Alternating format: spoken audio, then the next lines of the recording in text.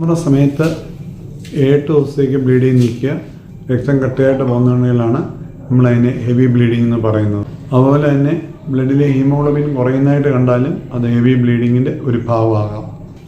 Irregular ബ്ലീഡിങ്ങിൻ്റെ ഒരു പ്രധാന കാരണം ഗർഭപാത്രത്തിലുണ്ടാകുന്ന തടിപ്പുകളാണ്.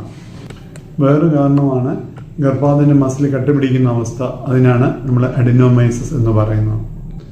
ഈ അവസ്ഥ 1-2 ഡെലിവറിക്ക് ശേഷമാണ് വരുന്നത്. ഒരു 35-40 വയസ്സാകുമ്പോഴത്തേക്കുമാണ് ഈ അവസ്ഥ കൂടുതലായിട്ട് വരുന്നത്.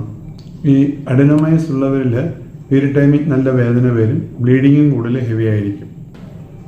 ഗർഭപാത്രത്തിനുള്ളിലേക്ക് വളരുന്ന ദശകളും ഇതിനൊരു കാരണമാകാറുണ്ട്.